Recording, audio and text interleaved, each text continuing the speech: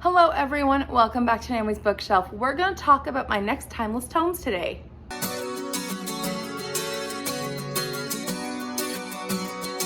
Now we're going to talk about the timeless tome, which was The Canterbury Tales by Geoffrey Chaucer.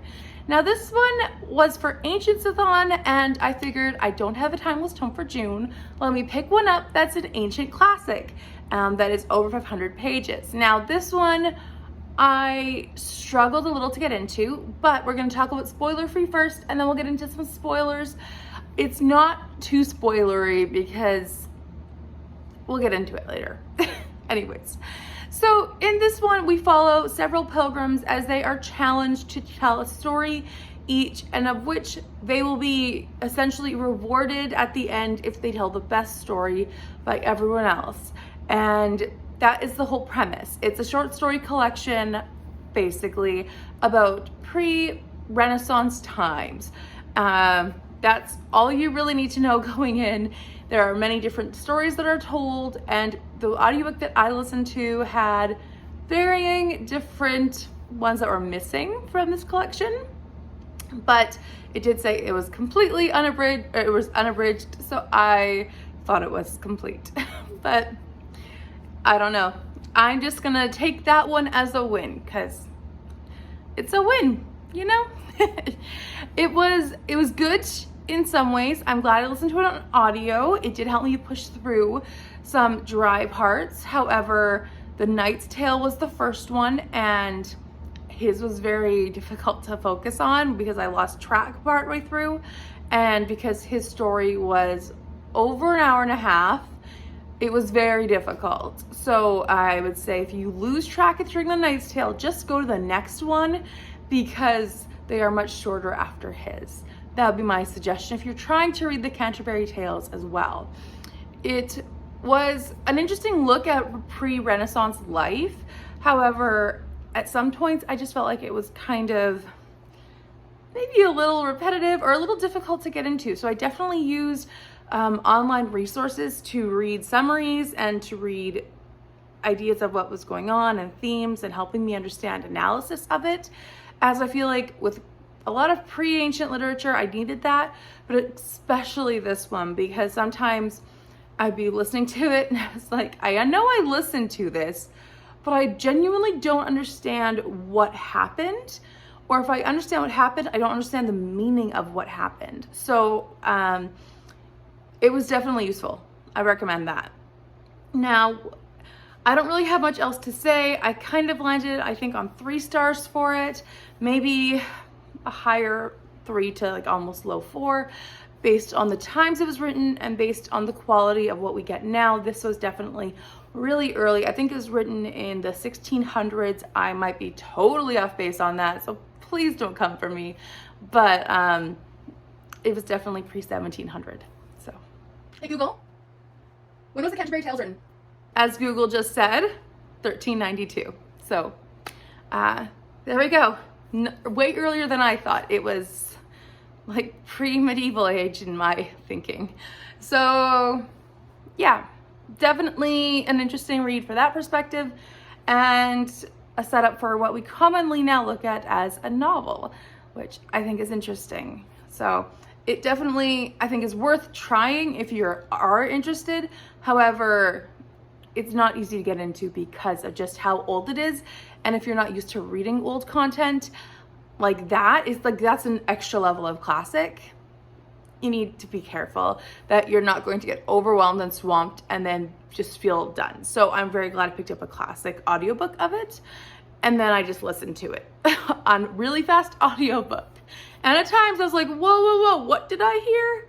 But then I just read summaries, and that helped me sift through the words because the wording is so old English that I was able to figure it out. So now we're going to go into spoiler territory. It's not too spoilery as I kind of said. So I think if you are someone who looks for little mild spoilers to keep your interest, this is okay for you.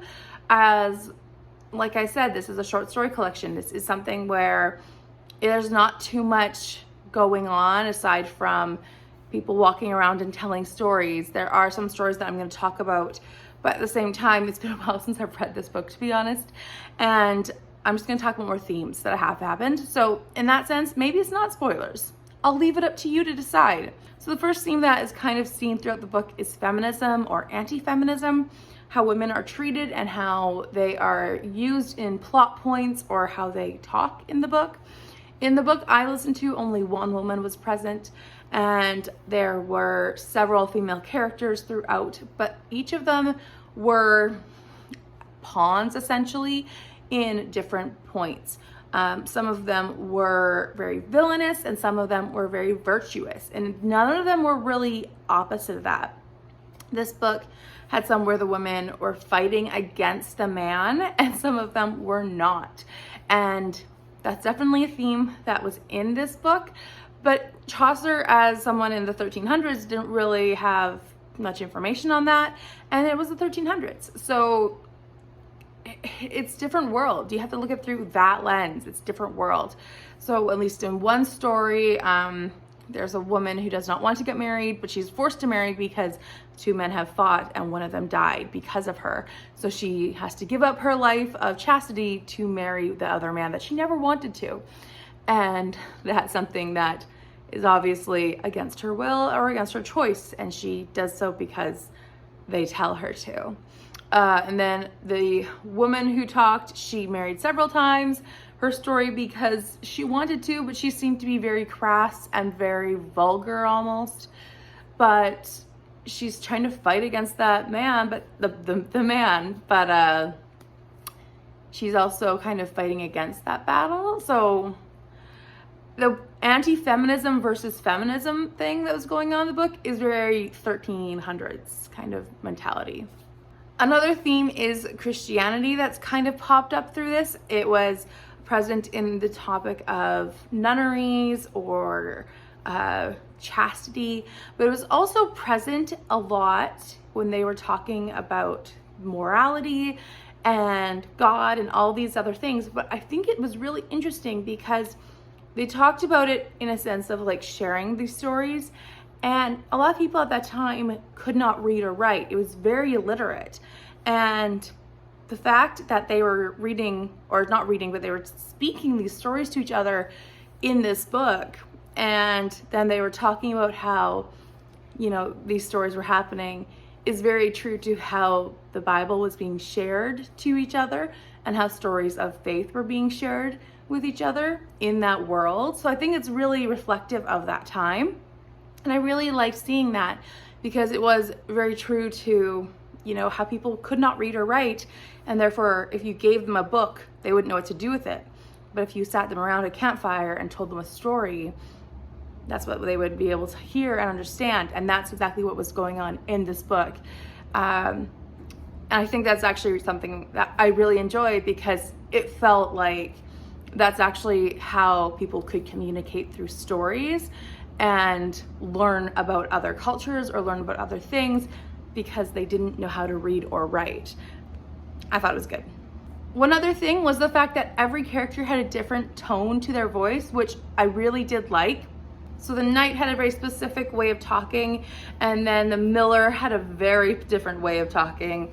Then you had another person, the wife from Bath, had a very specific way of talking. And so every different chapter or every different character, when their section was happening and they would be like, this is my story, you knew it was not a former person. And I feel like Chaucer did a really good job of that, where he nailed each person's individual way of speaking. So each character was different because it is their own way of talking and their own way of communicating their chosen story to the group. So I think in spite of it being a little clunky with obviously short story format, and this is early on, I really think it was well done in sense of each person had their own voice and their own way of talking, even own language used was different depending on the person at times. I think it was really well done. So the last thing I want to say is that not all of the characters were in on this game as a fun thing. And so they were required to play, and they did not like that. So they made these serious stories, these moral stories, and I don't want to do this, but I'm telling a story because I have to. And the other characters who were like, this is fun, we're playing a game, had these really silly, fun stories. And so you could tell the difference, and the people are like, we're playing a game, we're having fun. Don't be a mean person about it. And then there'd be other stories where certain characters would make fun of professions. Like I think one made fun of a carpenter, and then a carpenter was like, I'm gonna tell a story about your profession. And they would be mad at each other. And so there would be these serious conflicts within the stories about different professions or different things, and all because of a little joke, or all because of this game that they're playing. And I do want to say also that we never find out who wins the Canterbury Tales, because the whole idea is whoever tells the best story wins at the final, like, wins a grand feast put on by everyone else. And we never see who wins. So it's just so funny that this whole book is listened to or read by, and you're like, who won? We never know.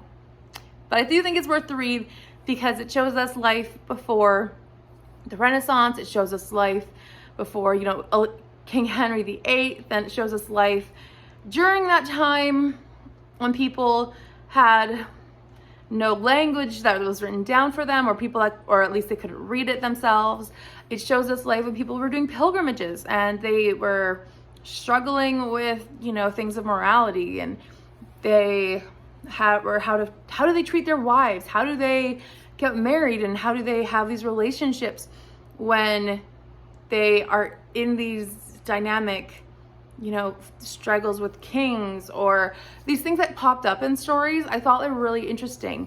I really recommend it if you are interested in it. It is a little bit of a slog, though. I will admit that it was a slog, because it's just the tough language, and it is hard because it's so old. And it's like, that is an 800-year-old book, like maybe a 700-year-old book, 700 years old. And like, that's old. It's not just like Victorian era, which is 200 years old. That's 700 years. So of course it's going to be difficult, but I think if you wanted to tackle it, the best way is to get an audiobook, listen to it that way, and then read summaries. I'm going to link down below Grade Saver, which I was reading, and they were very helpful when I was like looking up which stories I had listened to, and therefore reading their synopsis on each story. I will link them down below. They were great. I will also link down below Tori and Jennifer, who hosted Ancients-a-thon, as I did really enjoy Ancients-a-thon, and this was a great one to add to my TBR, which I never would have thought to read aside from it being an ancient tome. But I'm very excited that I read it, because it did teach me a lot about a certain period of time that I would have never thought to look into. So my next timeless tome is actually going to be a Jane Austen book for Jane Austen July, and that will be Mansfield Park.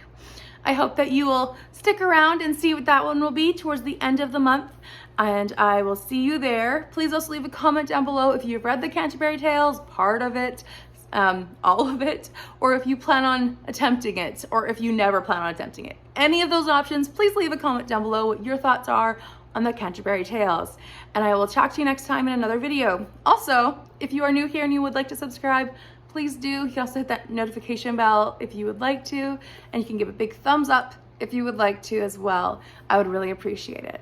I'll talk to you next time. Bye for now.